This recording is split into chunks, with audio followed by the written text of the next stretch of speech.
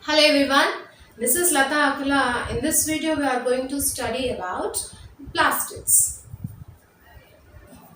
The next organelle is after mitochondria, the next organelle is the plastids. If you see the plastids, these plastids were present in plants, euglenoids, and these plastids they can be easily observed under the microscope. If you see the mitochondria we cannot see. But here, these plastids that can be easily observed under the microscope because of its large size. And here, depending upon the color and pigments present in the plastids, there are three different types of plastids were present. They were leucoplast, chromoplast, and chloroplast. What are the three different types of plastids? Leucoplast, chromoplast and chloroplast. If you see the leucoplast, these are colorless. They do not have any pigment. Here these are colorless which are present near the nucleus of the non-green cells. These leucoplasts were present. And in this, the granum was also present. In the leucoplast, what is absent? The granum was also absent. And these leucoplasts, they store nutrients. They store nutrients depending upon the type of nutrients they store. Again, these leucoplasts are of three different types. They were amyloplast, ileoplast and eleuroplast. Ileo and eleuroplast. Amyloplast, they store starch. So what is the storage material? Starch. An example, potato tuber, rice, they contain amyloplast because they store the starch. And next one is eleoplast. Eleoplast, they store fats and oils. Examples for the eleoplast are castor, which contain oils. Eleuroplast, they store proteins. These are present on the outer layer of the maize, that is eleuron cells. Eleuron cells, they can present in the maize. So these are the several types of leucoplast. And the second one is chromoplast. These chromoplasts, they are in different colors like yellow color, orange color, reddish color because of the presence of carotenoids. And these chromoplasts, they may be formed either from the leucoplast or from the chloroplast. If you see in tomato and chilies, actually when they were in the raw stage, they were in green color. But when they were start ripening, the color of these tomato and chilies, they were changed to green to red. The transformation of here, what happens? Why the green to red occur? Here there is a transformation of the chloroplast to chromoplast takes place. That way they have turned to green to red in color. At the same time, carrots, they contain orange color. That is because of the presence of chromoplasts. And next one is chloroplast. Chloroplasts they consist of greenish pigment. They participate in the photosynthesis, hence they are the photosynthetic pigments. And they contain chlorophyll and carotenoids. What are the chloroplasts? Chloroplast contains chlorophyll and carotenoids, and these chloroplasts are mainly present in the mesophyll cells of the leaf. In the leaf, there is a mesophyll layer is present, right? In that region, the chloroplasts were present. And the size, shape and number of chloroplasts may vary depending upon the cells. If you see the size, the diameter may range from the 2 to 4 micrometers and the length is 5 to 10 micrometers. And whereas the shape may vary from the cell to cell. Some are spherical shaped, some are oval shaped, some are lance shaped, some are ribbon shaped and even discoid also. And here the number of the chloroplasts also varies. For example, if you see the green algae like Chlamydomonas, that consists of only one chloroplast per cell. And whereas in the mesophylls of the cells of the leaf, they contain nearly 20 to 40 chloroplasts per cells will be occur. So depending upon the type of the cells, the number, size and shape will varies. We see the structure of a chloroplast. Like mitochondria, chloroplast also a double membrane structure which consists of an outer layer and inner layer. This inner layer is a selectively permeable membrane, hence it consists of several carrier proteins to allow the some particles to enter. And here inside the inner membrane there is a space is present which is called as stroma. The space is called as stroma. And this stroma consists of several flattened sac-like structures which are called as thylakoids. They are called as thylakoids, and these thylakoids they have been arranged one above the other like a stacks of coins. So these are the individually they are called as thylakoids. These thylakoids they have been arranged one above the other like a pile of coins. The total one is called as granum. It is called as granum.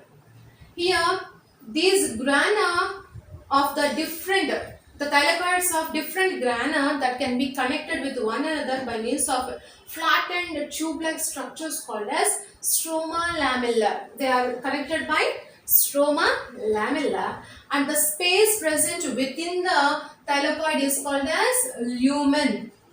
The space present within the thylakoids is called as lumen.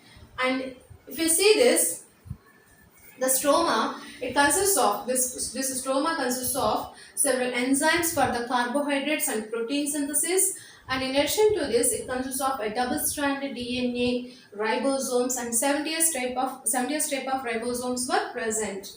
And here if you see the functions of this chloroplast, they helps in the photosynthesis function. Here in the photosynthesis, there are two reactions takes place. One is the light reaction and another one is the dark reaction.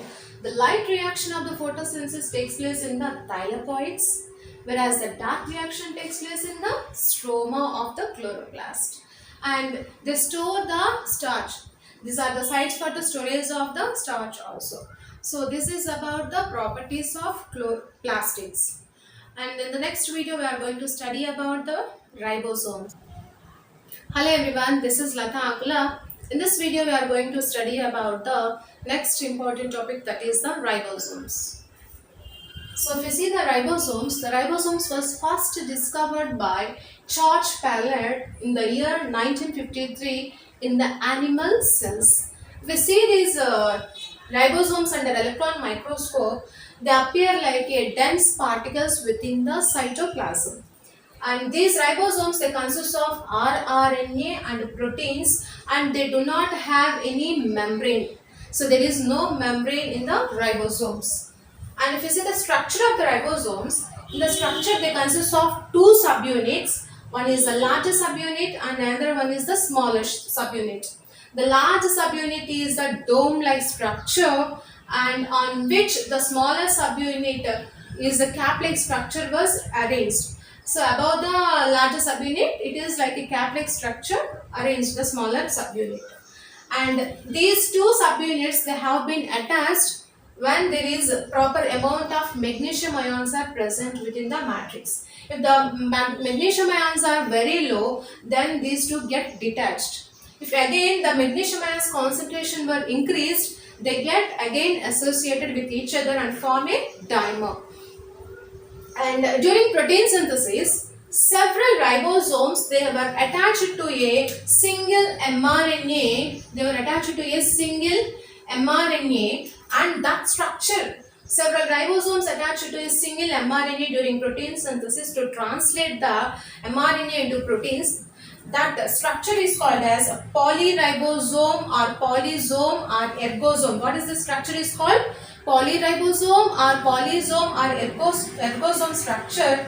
And these ribosomes are two types: 70th type of ribosomes and 80th type of ribosomes. There are two types of ribosomes were present. Here yes, S represents the sedimentation coefficient, and which is used to measure the density of the ribosomes. And here in the mitochondria and chloroplast, these are in the form of 70th type. Actually 70th type of ribosomes were present in prokaryotes and 80th type of ribosomes were present in the eukaryotes. But in the eukaryotic cell organisms like mitochondria and chloroplasts, they contain 70th type of ribosomes. If you see the 70th type of ribosomes which are seen in the prokaryotes, that consists of a larger subunit and smaller subunit, right? And they contain ribonucleoproteins in the ratio of 60:40, that is RNA is 60 is to proteins, 40% of proteins. And whereas in 80th type of ribosomes, ribonucleoproteins ratio was 40:60, that is RNA 40% and protein 60%, that is 40:60.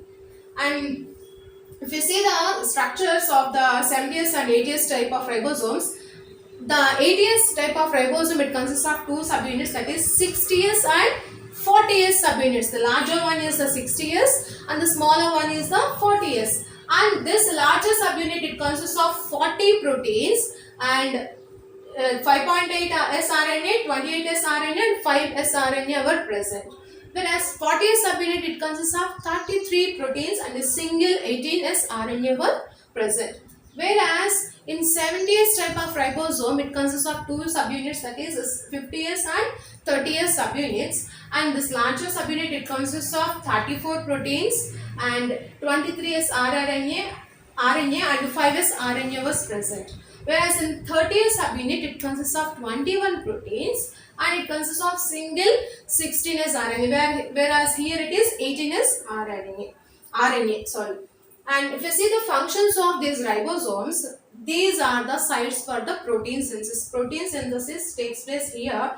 If you see in the cell, there are two kinds of ribosomes are present, that is free ribosomes which are freely present in the cytoplasm, and another type of ribosomes that have been attached to the endoplasmic reticulum in the rough endoplasmic reticulum, that they are endoplasmic reticulum bound ribosomes, right? Free ribosomes, they produce non-secretory proteins, and whereas endoplasmic reticulum ribosomes, they produce secretory ribosomes. We need to remember this. Free ribosomes which are present in the cytoplasm, they produce non-secretory proteins, whereas the ribosomes which are attached to the rough endoplasmic reticulum, they produce secretory proteins. These non-secretory proteins, they were present within the cell only and used by the cell, and whereas the secretory proteins, they get transported to different organs and outside also.